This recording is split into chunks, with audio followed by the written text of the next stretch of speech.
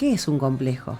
Bueno, a ver, para el mundo secular el complejo significa algo y para la psicología y el mundo espiritual otra cosa. Bien. Digo, el complejo se basa, es un nudo mental, un anclaje que se basa en experiencias tempranas. Bien. Cómo hemos ido resolviendo o no resolviendo algunas situaciones que han quedado integradas en nuestra psiquis, en nuestro sistema nervioso central. Eso va generando un nudo mental y hace que en función de nuestro cuerpo, la manera en que pensamos, nuestras creencias, las opiniones, etcétera, generen un complejo de opiniones que dan a entender un complejo.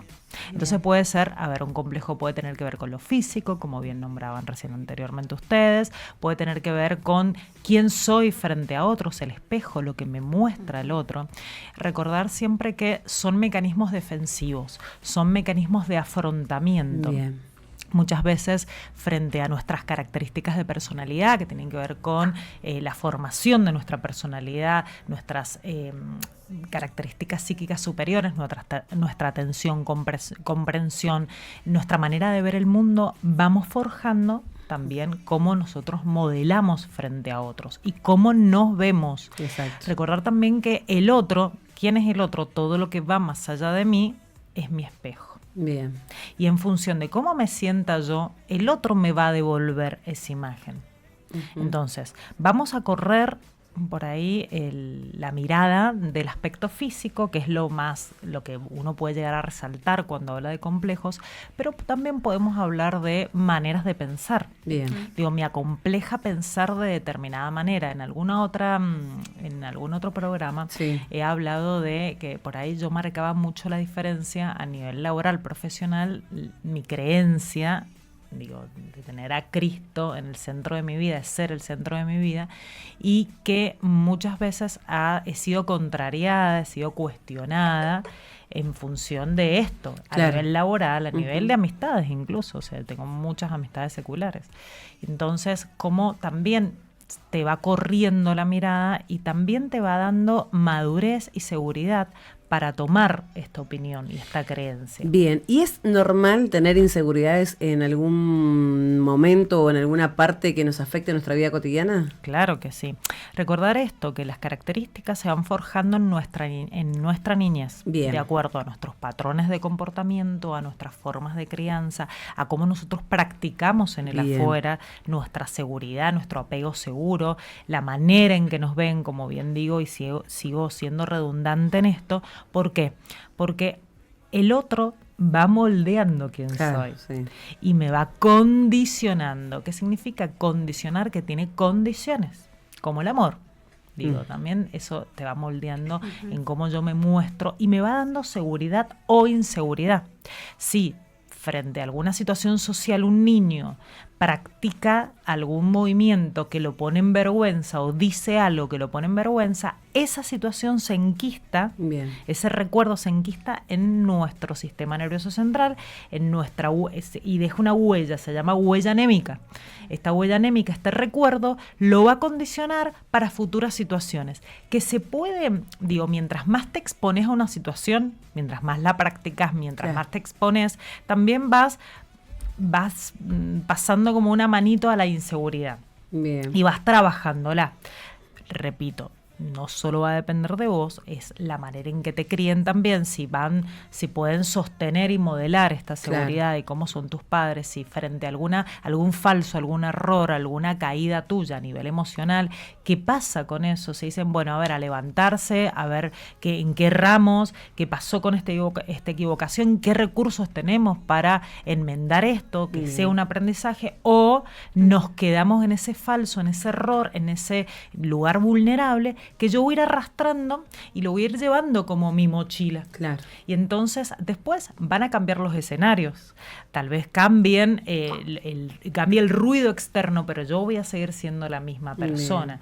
Y al ser la misma persona, voy a traspolar esa inseguridad o esa seguridad a diferentes escenarios.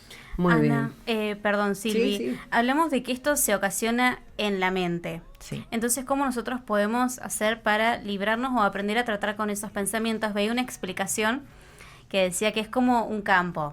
donde vos empezás a caminar, empezás a transcurrir unas 2 veces todos los días y ahí se va formando un camino. Sí. Y eso ya queda como la marca. Entonces, si lo relacionamos al plano mental, eso también, si nosotros nos repetimos constantemente algo negativo sobre nosotros mismos, eso ya lo vamos a adquirir como propio, entonces no vamos a tener ese discernimiento. Por eso también se habla mucho de la importancia de aprender a filtrar, pensar lo que pensamos. ¿Cómo podemos nosotros hacer? Porque aunque seamos cristianos y tengamos nuestras bases en Dios, a veces los pensamientos incluso nos atacan a nosotros mismos. Claro que sí. Por eso es importante también tener esas herramientas, ¿no? Para cuando vengan esos pensamientos por ahí que no son tan buenos, poder afrontarlos y que no se genere de lleno un complejo. Mira, hay un punto fundamental. Si eso que estás pensando, eso de aprender a pensar lo que pienso, si eso que estoy pensando me genera angustia, me genera alguna emoción negativa, que hemos hablado de que hay emociones positivas y negativas, que las negativas nos hacen adaptarnos, aprender, pero si esa emoción negativa me obnubila, me deja en un lugar paralizado, me genera mucha angustia, frustración, duda, ese pensamiento no me está haciendo bien y entonces tengo que cuestionar ese pensamiento, me tengo que dar la licencia de poder hacerlo, pero para eso tengo que entrenar el discernimiento, la toma de conciencia. Es fundamental, esto que decías vos, es un camino, digo, cuando yo hablo de que nuestro cerebro es una masa y frente a este terreno fértil que bien decías vos, hay un camino, esos caminos van dejando huellas némicas, esa como si fueras si hubiera una masa, estás amasando el pan y de repente eso se leuda y empezás a introducir tus dedos y ¿qué quedan? Agujeritos. Bueno, así pasa con nuestro cerebro y nuestras experiencias tempranas. Wow. Nos generan factores disposicionales. Esto significa que tal vez experiencias tempranas que has vivido desde que naciste, que muchas veces no tenemos recuerdo, hasta los 6 años, digo, hay corrientes psicológicas que hablan que todo lo que vos viviste, incorporaste en ese pequeño tramo de edad, te sirve y te condiciona para el resto de tu vida. Wow. Esto significa lo siguiente, que luego podés pasar por situaciones a tu mediana edad y ese recuerdo vuelve, te trae ese recuerdo. Y si no está bien tramitado, si no hay redes que te sostengan, que de repente te dejen sin poder trabajarlo, ese recuerdo, esa experiencia temprana va a hacer que vos te obnubiles, te contraríes, no tengas los recursos a mano para hacerle frente. Y ahí viene aparejado el complejo, la inseguridad, la frustración, el fracaso. Hay gente que se queda enquistada en ese lugar. ¿Qué pasa cuando te quedas enquistado? No puedes verlo, el otro es el que te lo puede marcar. ¿Cuándo lo puedes ver? Cuando hay un síntoma que te acompaña el síntoma. Te duele la panza, te duele la cabeza, te sentís angustiada, no te podés mover de ahí. Eso es lo que te viene a marcar el complejo. Hay gente que no sale de su casa. Y digo, ¿por qué no sale? Por temor, por inseguridad, por el miedo que lo traten de determinada manera, el miedo o la frustración de no conseguir objetivos que se había planteado o experiencias tempranas de fracaso. Exactamente, y eso justamente te iba a comentar que qué tremendo de los complejos y cómo afecta y cómo puede afectar, ¿no? En las relaciones en pareja, en familia o con hijos quizás, cómo puede transformar, ¿no? Del hecho de estar bien y no poder sacar, ¿no? O trabajar este complejo en la persona. Claro que sí, mira, te voy a contar, yo traigo siempre experiencias autorreferenciales para ver si se sienten identificados. Mis papás están divorciados hace mucho tiempo, yo tenía 10 años aproximadamente cuando se divorcian, pero 6 años cuando se separan. Yo lo viví de una manera muy traumática. O sea, propio de la edad. Exacto, esa familia ideal de vacaciones, de risas, de jugar todos a la lotería, las cartas, de compartir meriendas, etcétera. Se rompió ese ideal de familia. Lo viví traumáticamente porque en realidad todos lo vivimos de una manera traumática. Entonces eso me llevó desde muy pequeña justamente a buscar ayuda terapéutica y en donde nos apoyamos, por supuesto, mucho en Dios. Todavía no éramos cristianos evangélicos, pero tenía una linda comunidad desde otra religión. Muchas familias que acompañaban y había otro punto fundamental que me diferenciaba, que durante mis 7 años de primaria escuela primaria fui la única con padres separados. Entonces, el día de la familia, no sé, reuniones, juntadas, iba mi mamá. Actos, iba mi mamá o mi papá por separado, entonces todo el tiempo la mente como escindida, dividida, y esta cuestión de ser motín de guerra, venite para acá o te vas para allá, y con mi hermano sentirnos también un poco divididos en nuestro amor, estar en el medio, es bastante complejo. Yo lo trabajé mucho tiempo en terapia, de hecho luego cuando al trabajarlo en consulta, digo, con mis consultantes, digo, cómo uno se remite. Y después cuando formo familia, tener mucho miedo al fracaso. De hecho, fracasé en mi primer pareja. Entonces, digo, no, me volvió a ese lugar muy infantil, muy pueril, desde la psiquis, no resuelto. Por supuesto que mi amado Dios... Ayer el pastor Dani hablaba de los milagros y de las bendiciones. Hizo un gran milagro que permitió ser de bendición para mi generación y para otros, para la familia, de como una onda expansiva. Pero wow, hay que ponerse también en la brecha, y no es con nuestras armas naturales, físicas, no es con terapia, no es con un montón. Mira, soy terapéutica y yo digo, hay muchas herramientas que podemos tener en la mano, pero es solamente con Dios. Porque yo decía, ¿por qué me vuelvo a ese desierto? ¿Por qué me llevaste a mis 6 años? Con ese temor a no tener familia, que mi familia se desarmara nuevamente. Entonces, bueno, hay que ir como... Esto es todo el tiempo sobre el ensayo y error, porque la psiquis es tan maravillosa, pero por supuesto que también es engañosa. Claro. Entonces nos lleva a ese lugar de oscuridad, en donde nos cuestionamos, incluso cuestionamos nuestra creencia, donde la paternidad. ¿Cómo vamos a cuestionarnos la soledad y la paternidad? Ana, una consulta. Vos ahora estás hablando, bueno, de lo que te pasó en la infancia, 6 años, 10 años. ¿Es más o menos esa la edad en que uno como padre tiene que tener cuidado qué es lo que le dice a sus hijos, qué es lo que le aconseja, o más temprana la edad? ¿A partir de cuándo uno tiene que ser precavido en ayudar a nuestros hijos a que crezcan con una mente sana, que crezcan sabiendo quiénes son? Mira, la identidad se va formando desde que uno es pequeño. Y entonces, se va formando en función de todas estas experiencias que me rodean. Entonces es muy importante también ser sinceros y honestos y genuinos con nuestros hijos, cuidar la información. Si hay un papá y una mamá que deben consensuar algo y pueden hacerlo como en familia, fantástico. También hay que explicar a los hijos que hay momentos en donde uno puede hablar de ciertos temas y que eso no va aparejado del temor a que pase algo, a la disolución, o a que papá se vaya o que mamá se vaya, o que nos entristezcamos, porque hay temas que debemos hablar en familia, en pareja, en matrimonio, y con todo sobre la mesa. De acuerdo a la edad que ellos puedan entender, ¿verdad? Claro, tal cual, porque la madurez, recuerda que hasta los 25 años vamos madurando, incorporando información. Claro, pero bueno, científicamente es hasta los 25 años, después de que empezamos a decrecer justamente, hay como una cúspide, una curva de aprendizaje, y volvemos. Entonces, hasta los 25 años vamos incorporando. Entonces, ¿qué es lo que vos le puedas transmitir a tus hijos en función de su edad cronológica? Es fundamental, pero para eso uno se tiene que revisar a sí primero. Mismo. ¿Qué me está pasando con esta situación? ¿Estoy siendo sumamente inmadura frente a esta decisión, o estoy tratando de madurar, o estoy buscando ayuda? Bien. Y también es muy importante, digo, es un gran acto de madurez decir, no sé, no puedo, no tengo los recursos, tengo miedo, me angustia, y que mis personas significativas, que son mi familia, también pueden acompañar eso, porque si no, estoy también enseñando a través del modelado de que si estoy angustiada, no pasa nada, si me da miedo, no pasa nada, todo lo trabajamos, somos felices. La felicidad se construye, se co-construye también desde momentos de infelicidad o de momentos en donde no está muy bueno el ambiente. Es tremendo. Y podemos entender, ¿no? Y saber de que estamos viviendo en una sociedad bastante exigente, si se lo quiere llamar de esa manera, llevando esto, ¿no? De los complejos. ¿Cómo aprendemos a aceptarnos sin caer quizás en esta resignación?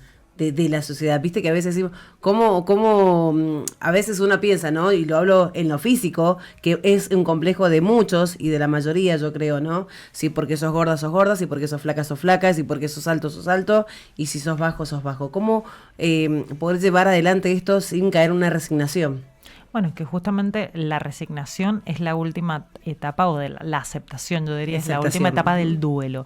Vos tenés que duelar eso ideal, bien, porque nunca lo ideal es, lo ideal generalmente es enemigo de lo real, de lo posible. Entonces, si vos tenés una expectativa sobredimensionada como un mecanismo defensivo, el ideal de familia, el ideal de cuerpo, el ideal de profesión, y vas a estar todo el tiempo como el burro detrás de la zanahoria, nunca vas a llegar a ese ideal. Entonces, si vos verdaderamente a nivel físico crees que hay una situación que tenés que resolver o con la comida o con tu cuerpo o con experiencias tempranas para sanar tu pasado, para aceptar tu presente, tenés que trabajar sobre eso, sin caer en la resignación.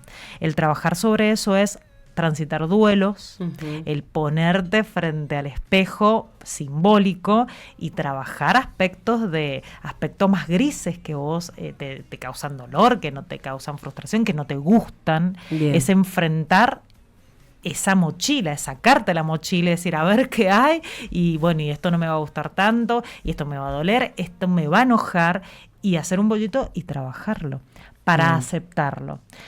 Repito, hoy en día está muy sobrevalorado el aceptar quiénes somos, aceptar nuestro cuerpo, mi cuerpo, ¿cómo se dice? Mi cuerpo es mi templo, etcétera. Chicos, me parece que es una pantomima que hacemos frente a un otro. Lejos estamos de la aceptación. Exacto. Cuando vamos a los extremos. La aceptación viene con el equilibrio, saber que es un proceso, nuestra vida es procedimental, vamos a tener unos arriba, unos abajo, y vamos hasta que lleguemos a un equilibrio. Y la aceptación viene de la mano con la madurez psicológica. Es aprender a aceptar que hay veces que no voy a tener buenos procesos o buenas temporadas, y hay veces que sí voy a ser sumamente feliz. El otro día veía el testimonio de Mar Torres, una influencer que además tiene una marca de ropa para gente obesa. Ella decía, yo adelgazó como 60 kilos y ha hecho un proceso de alimentación psicológico, físico, y te lo vende, el método, etcétera. Y ella habla mucho del desbloqueo emocional.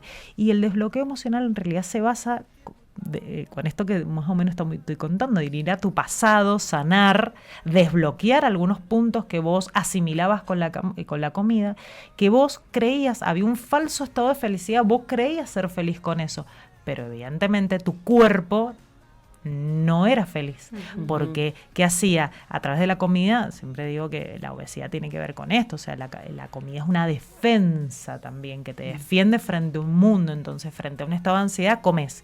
Estás feliz, comes. Estás angustiado, comes. Tenés sueño, comes. Claro. Entonces, es una defensa, es un mecanismo que vos has utilizado, que te ha caído bien, y como justamente la comida es rica, se disfruta, está altamente vinculado con el sistema de placer y recompensa.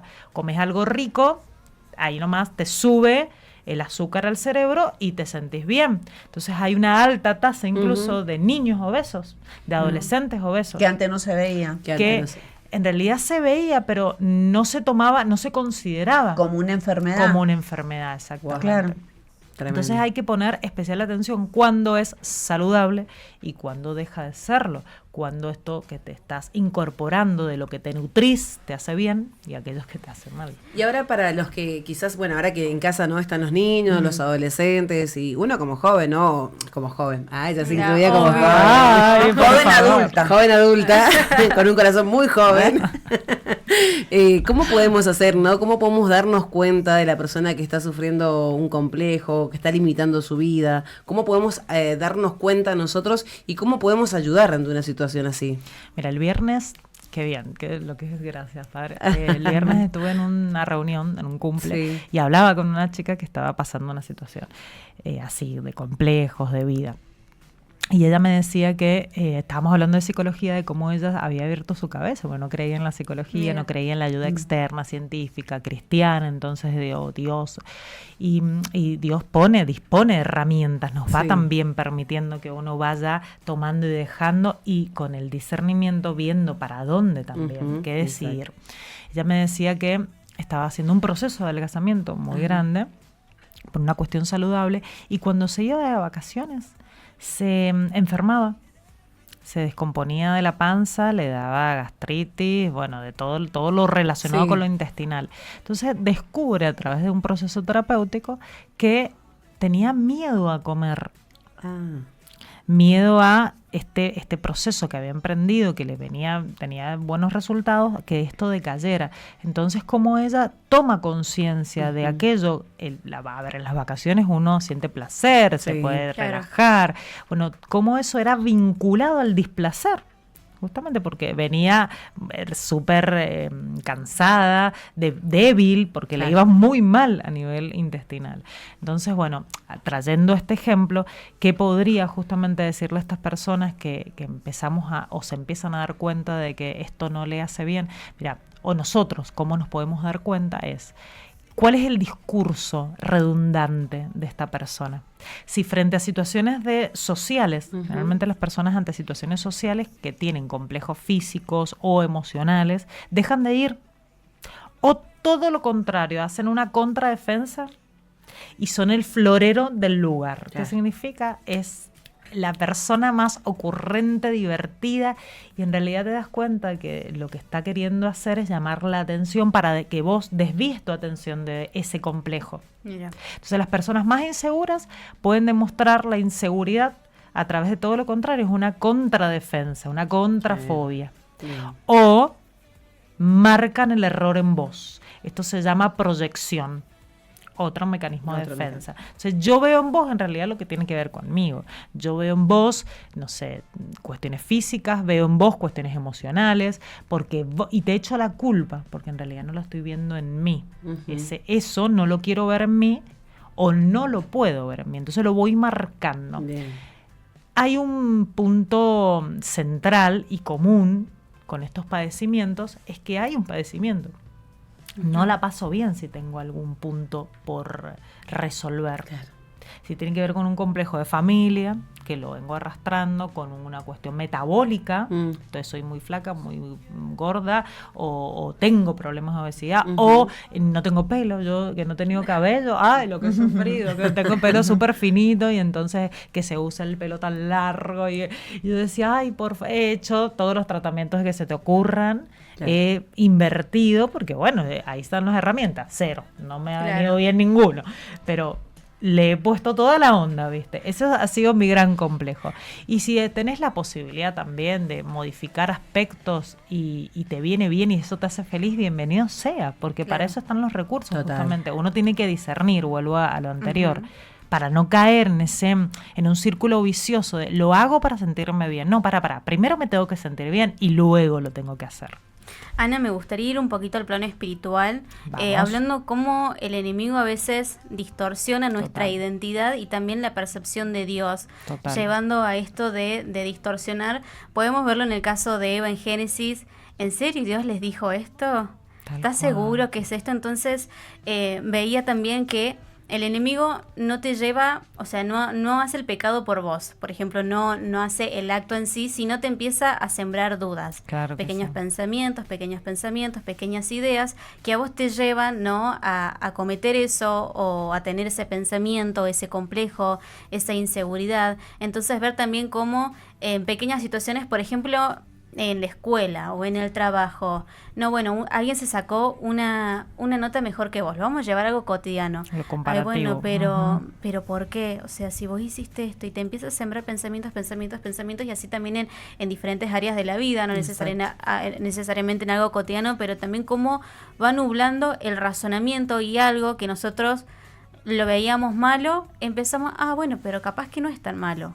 Claro, capaz comenzamos a distorsionarlo, sí, claro que sí. Nuestra identidad comienza a estar en duda, porque hay otro punto también a nivel cerebral que es fundamental, que se llama sistema reticular ascendente, que va afirmando y corroborando esas dudas que tenés. Entonces, si vos comenzás a tener dudas de vos o de tu rendimiento, tu desempeño, quién sos, es como que lo contextual conspira a favor de esa respuesta.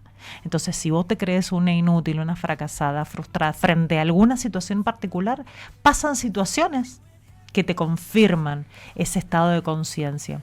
Y por lo tanto te corres, hay un corrimiento, ahí comienza la distorsión de quién sos vos en Dios. Porque todo lo demás te lo confirma. Y en vez de vos poner rodillas en tierra y contrariar ese pensamiento, porque recordad que nosotros distorsionamos la realidad y hacemos que las cosas sucedan. Como bien decías vos, que el enemigo no va a pecar por vos, lo haces vos. También podés deshacer esa situación, pero va a depender de un acto de conciencia o que hay un otro que te lo pueda ir marcando también. Dios es tan maravilloso que te pone testimonios y experiencias para demostrarte el lado B.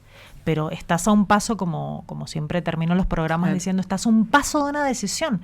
Tenés que vos correrte, porque te va a atrapar, te va a entrampar, lo que te va a manipular a tal punto que va a hacer que vos tengas una economía en tu atención.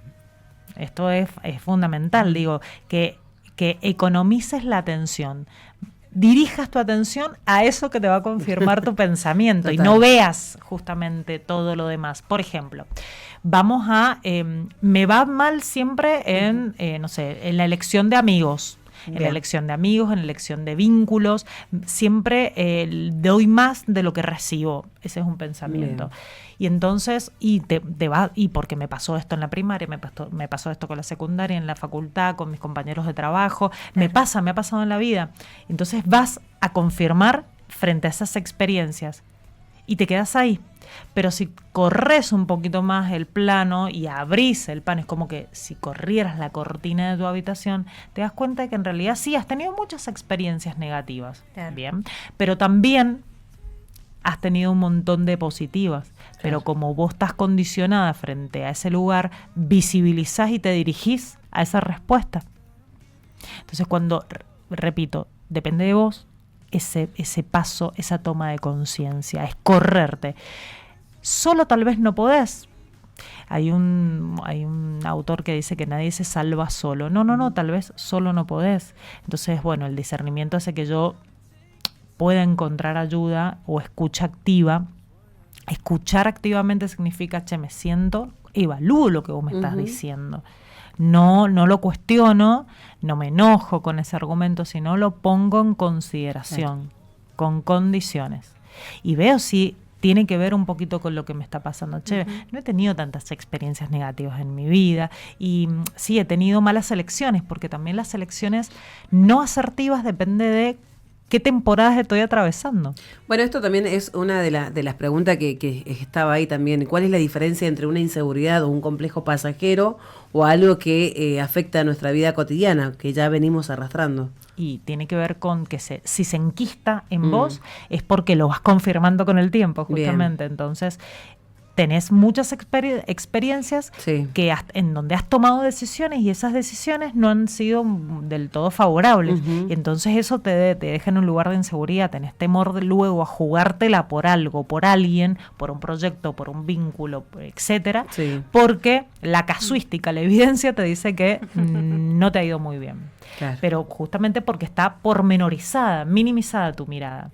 Pero si amplías la óptica, te vas a dar cuenta de que no siempre ha pasado así, o ha pasado porque has tomado decisiones en malos momentos. ¿Qué significa malos momentos? Por ahí en términos peyorativos no me gusta decir bueno o malo, pero temporadas en donde has estado más insegura, en donde has estado más tribulada. Digo, cuando vos estás cansada, agotada, cuando estás angustiada, cuando estás tan autoexigente en tu vida que no puedes parar, y yo digo, para, no tomemos decisiones porque generalmente esas decisiones no van a ser asertivas, no van a ser correctas, me van a llevar a un mal resultado o a un resultado que no me va a gustar. Y ahí es cuando, no, todo me pasa a mí, tengo tanta mala suerte, y entonces afirma esa sensación o ese sentimiento de inseguridad.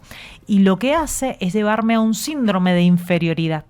No, yo no, te lo dejo a vos. ¿Qué vamos a tomar? ¿Café o capuchino? No, toma la decisión vos.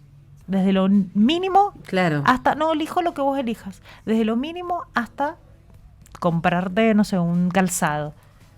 Esas personas que procrastinan hasta la mínima decisión van a ver, un jean que les ha gustado y un pantalón o una prenda de vestir, y nada les gusta o nada les hace sentir bien. ¿Por qué? Pues tiene que ver con una cuestión interna, no con un complejo físico, sino cómo te sientes. Por eso a veces el tema de la compra compulsiva, ojo ahí, porque está muy ligado a las emociones, igual que la alimentación compulsiva, muy ligada a las emociones. El tema del cabello en las mujeres, muy ligado a las emociones. Sí, claro. Cómo brillemos o no en nuestros trabajos, en nuestras parejas, en nuestra familia, en nuestros vínculos, está muy vinculado a las emociones. En función de cómo te sientas, vas a reforzar o no ese momento, esa decisión. Entonces, una emoción pasajera puede llevarte a una inseguridad pasajera de decir, che, me tomo este colectivo, no, bueno, donde sea que me deje, chao. Y puede ser que te deje en un lugar en donde te pongas en riesgo, sí. O puede llevarte a tomar decisiones vinculares, una decisión permanente, una inseguridad permanente. Sea una o la otra, la tenés que trabajar de todas maneras, porque muchas veces lo pasajero puede enquistarse y quedarse permanente. ¿Por qué? Porque lo vas confirmando, lo vas fortaleciendo, vos lo vas alimentando. ¿En qué? Basado en la casuística, en la evidencia. Bien. Si viene, hay casos, hay cuestiones erráticas de tu vida que se van acumulando y bueno, ahí se va a quedar como un patrón de conducta. Y ahí, como una característica de personalidad, vas a ser insegura. Ana, ¿qué opinas vos como psicóloga, como licenciada en el área, sobre la frase de no sigas tus pensamientos? Bueno, y está para cuestionar. Bien. Justamente. Yo soy pro de cuestionar no solo los pensamientos, sino esa emoción concomitante, ese pensamiento. Bien. Por eso, durante muchos años en mi vida, he sido impulsiva, reactiva, reaccionaria, y eso me ha llevado a muy buenos lugares, porque si tiene que ver con lo laboral, una topadora de creer que las cosas, de creer que esa altivez de que tiene que ver con el ego, el egocentrismo, es decir, me llevo todo por delante y voy, pero también me ha llevado a lugares emocionales que me han hecho crear una enfermedad psíquica, justamente, casi un cáncer cerebral, que creo que en algún momento lo comenté. Digo, una cuestión de salud terrible, en donde creía que yo todo lo podía. ¿Por qué? Porque la evidencia indicaba que iba pudiendo, pero el cuerpo dijo, basta, hasta acá llegaste. Y yo digo, ¿por qué Dios me pones en este lugar? No, Ana, vos te pusiste, tus decisiones te pusieron en ese lugar. Una y otra vez yo te avisé.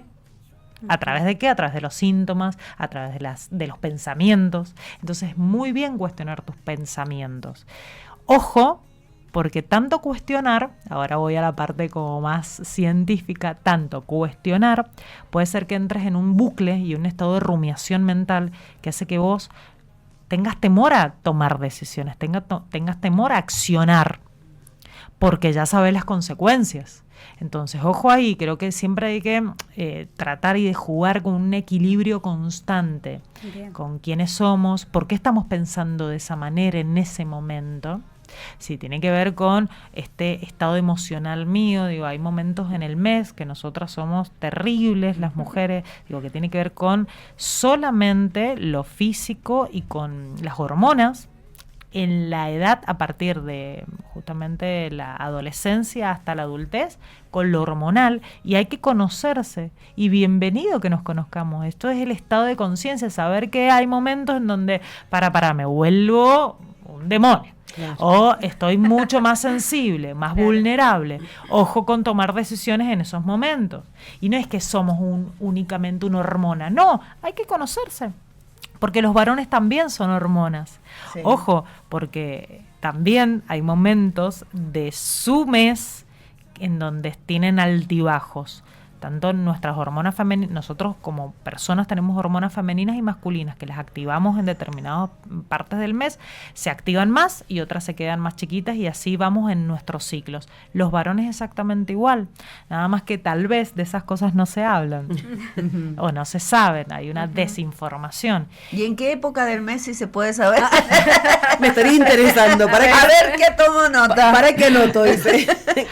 No, porque todas las personas somos diferentes. diferentes, no sabría definirte, pero hay un punto en común de todos los varones frente a situaciones, son muy hormonales, muy reaccionarios o sumamente objetivos. Depende, vos evalúa a tu varón, evalúa cuándo en su mes toma buenas decisiones, o está más reactivo, o está más vulnerable a nivel emocional, tanto positivo como negativamente. Repito, las emociones no son positivas o negativas, pero me permiten, reaccionar o responder de determinada manera.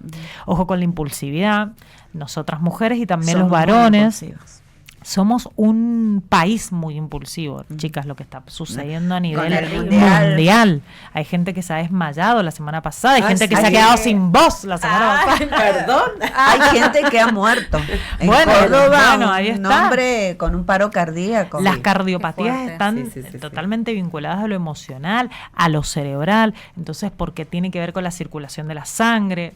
Ahí, nuestro cuerpo es maravilloso, entonces todo lo que pensamos ahí se transmite y va al cuerpo todo el tiempo. Entonces, ¿qué mensajes me estoy dando? Mensajes de amor, mensajes de desamor, mensajes impulsivos, mensajes de descrédito, de no validación. ¿Qué mensajes me doy todo el tiempo? Porque voy ahí construyendo mi identidad y es lo que yo le proyecto al otro. Es cierto. La verdad que hablar de complejo ayuda muchísimo, ¿no? Nos abre un poquito la mente, que los complejos por ahí nos hacen mirar siempre nuestras limitaciones, pero también es bueno saber y entender de que Dios mira nuestro potencial. También, ¿sí? Que cada uno tenemos un potencial distinto, ¿no? Que lo tuyo no es lo mío, ni lo mío es lo tuyo, pero que podemos florecer en ese potencial, ¿no? Claro que sí. Hay un punto fundamental en este florecimiento que tiene su tiempo. Cuando yo planto una semilla, tiene su tiempo de oscuridad, de trabajo, de romperse para generar un resultado. En esa oscuridad, vos tenés que exponerte. ¿Qué significa exponerte? Si vos, tenés temor a hablar en público, temor a expresar una opinión, y tenés que entrenarte y practicar, es como ir al gimnasio. El gimnasio mental también se practica. Digo, ustedes que trabajan en medios de difusión, ¿cuántos cursos, cuánta exposición han tenido? ¿Cuántos errores han cometido para llegar a la calidad y a la excelencia? Bueno, exactamente lo mismo, se practica, se entrena, se estudia. Incluso, vamos a lo físico, la exposición física también se entrena. Mientras vos más te expongas, más te vas a despojar de tus complejos.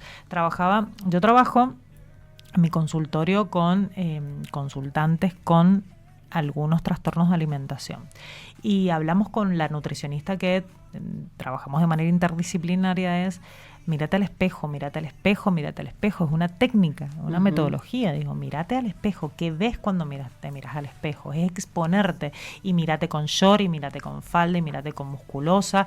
Mírate en los colores, qué es lo que te queda mejor. ¿Cómo vos tapás? ¿Qué estás tapando? ¿Por qué estás tapando? ¿Qué tenés temor a mostrar? Claro. ¿A quién? ¿Y por qué? Y entonces ir trabajando, cuando comenzás a identificar cuáles son tus principales temores, es cuando comienza a abrirse, y siempre es con ayuda. Así es, la verdad que es tan lindo, como recién decíamos, ¿no? De poder hablar de los complejos, porque es a veces no se toma en cuenta, o no queremos hablar de esto, ¿no? Claro, porque de eso no se habla. De eso no se habla, entramos en un mundo o en un tema que no, pero cuando entendemos, ¿no?, que nuestro valor proviene de Dios, dejamos de compararnos, y también esto ayuda a que nosotros no comparemos a los demás, porque también es ahí donde creamos complejos en las personas. Si yo te comparo a vos con otra psicóloga y te digo, porque ella es mejor que vos, porque ella hace esto mejor que vos o habla mejor que vos, es cuando yo creo un complejo en vos. Y esto es mucho de trabajarlo en casa también. Claro que sí, con nuestros hijos, nosotros somos modelados, somos objeto para modelar, y modelamos a otros. Entonces, también depende en las comparaciones. A mí, por ahí yo lo tomo como una herramienta de esto, digo, desde mi lugar adulta, no lo llevo a la audiencia para que todos les pase lo mismo, o que lo tomen, sino me estás comparando con quién, vamos hacia quién me estás comparando. Es un excelente profesional y vamos, y uno tiene que tener mentores, y uno tiene que mirar para arriba para saber hacia dónde, y exactamente eso es lo que yo predico con mi ejemplo, les digo a mis hijos, compárate para avanzar, para crecer, no para pormenorizarte. Cuando vos creas un síndrome de inferioridad porque te estás comparando con el otro, te lleva a un lugar de detenimiento, de que te quedes anclado en ese lugar y no te muevas, porque el otro es mejor que vos. Y porque yo haga lo que haga, jamás llegaré a ese lugar. Bueno, pero si cambias la óptica, te moves de ese lugar y, eso que estás haciendo vos me encantaría ver cómo me sale a mí. Y al principio me va a salir desastroso seguro y me va a costar un poquito más porque eso lo venís practicando hace mucho. Claro. Pero si entreno, y entreno también mi cerebro con pensamientos para llegar a ese lugar y posiblemente no sea igual que vos, pero llegue a lugares similares. Eso está bueno lo que decís, porque a veces vemos, ¿no?, referentes, uno que está en medio de comunicación, por ahí ves personas y lo idealizás, decís, wow, me gustaría llegar a eso, y a veces en el camino te frustrás porque no alcanzás ni siquiera un cuarto de quizás a hacer o llevar la carrera que la otra persona lleva. Pero está bueno eso, ¿no? Tomar en cuenta esto. O idealizás personas sin ver lo que pasa detrás, digo, claro. ¿No? Idealiza el modelo, eso, lo que estás viendo. Lo que te está devolviendo. Se ves a las personas, ves al deportista, ves, y todo lo detrás. Claro. Todo lo que lo llevó a ese lugar, digo, todo ese caminito, no sé si todos podríamos estar en sus zapatos. También es importante ver las virtudes de uno, porque también entra esto de no somos todos iguales, sino todos tenemos las mismas condiciones o capacidades. Por ahí, no sé, alguien es bueno en esto, el otro no es tan bueno, pero sí tiene una virtud. Entonces, como en hablar de la comparación o de los complejos es también descubrirse cuáles son las virtudes de uno mismo. Exacto. Y cuáles por ahí le hace falta reforzar ciertas áreas para que tampoco empiece eso de la comparación.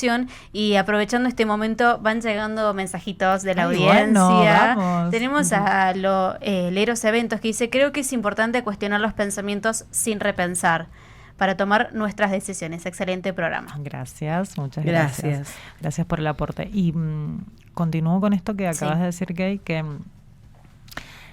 hay que resaltar nuestras virtudes en este proceso de autoconocimiento y saber que tenemos múltiples inteligencias. Hay gente que justamente tiene condiciones y capacidades para ciertos aspectos y para desarrollar y crecer en esos lugares y en otros no. He escuchado al pastor David hablar en un culto que lo habían invitado a andar en bicicleta, o él había propuesto una situación así, y después se había arrepentido ampliamente porque odia andar en bicicleta, no le gusta andar en bicicleta, no como peyorativo, como una actividad física, claro, sino que no lo disfruta, no le gusta. Digo, wow, o sea, tal cual. Digo, y también conocerse, no me gusta esto, no lo elijo, pero si tiene, es un medio para un fin, bien, para compartir con vos, para pasarla bien, para que los chicos, no sé, tener una salida familiar y disfrutar, y bueno, un ratito lo hago. Claro. También aprender a conocerse y ceder también. Si en eso que estoy cediendo y eligiendo y me da un buen resultado, me deja en un lugar bonito, recompensa esa satisfacción interna y también es de bendición para otros, y bienvenido, lo hago. Claro. Pero si en ese ceder y validar al otro yo me dejo, no me da un buen resultado o no me hace sentir bien y me vuelve a ese mismo lugar de seguir reforzando aquello que siento, y ojo con validar. Entonces, conocerse para conocer cuáles son nuestras virtudes, para conocer nuestros aspectos más débiles y trabajarlos. Y entonces invito a la audiencia a trabajar un FODA. El FODA es re simple. El FODA hace que yo en cualquier momento de mi vida también lo pueda hacer, porque vamos modificándonos, gracias a Dios vamos evolucionando.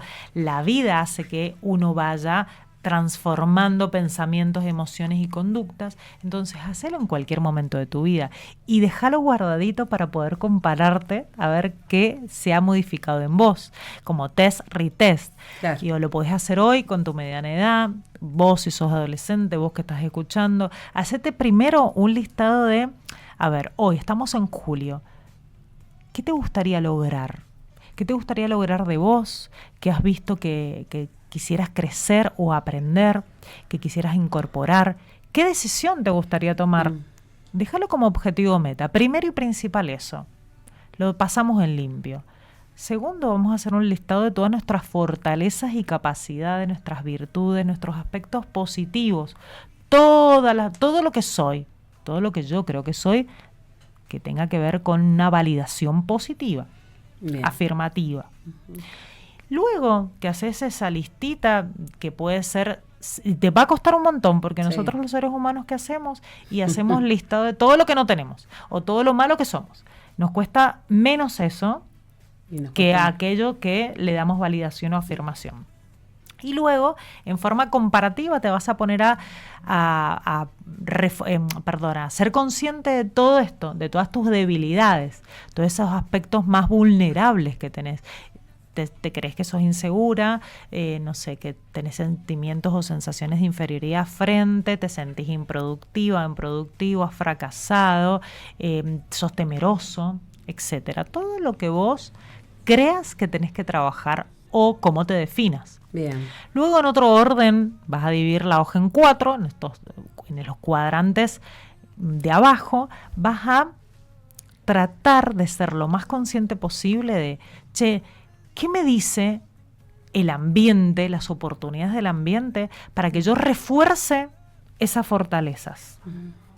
Si soy segura, vamos a afirmar eso, soy segura, ¿cómo me doy cuenta? Claro. Y porque tomo buenas decisiones, porque en el trabajo me consultan, porque, no sé, me pongo cualquier cosa, digo, me encantó y no lo cuestiono, porque puedo salir sin rush o sin nada a la calle y wow, me siento superwoman.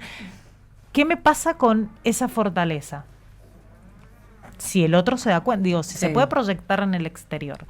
Y en el cuadrante inferior que nos está quedando, vamos a generar evidencia de todas esas debilidades. Si yo creo que soy insegura, tengo inferioridad, ¿en qué acciones o qué cosas me dan a entender que soy insegura? Al final nunca tomo decisiones. O me da miedo ponerme en ese lugar. O nunca me han dado la oportunidad. O soy temerosa. ¿Por qué soy temerosa? Y porque tengo temor a que mi voz se escuche. O ¿cuántas veces nadie ha escuchado mi voz? Bien. Casuística, que yo lo vivo como una amenaza. Claro. Y entonces, como lo vivo como una amenaza, a mi interior refuerzo esa debilidad o esos puntos vulnerables que tengo. Cuando eso es un diagnóstico, un autodiagnóstico.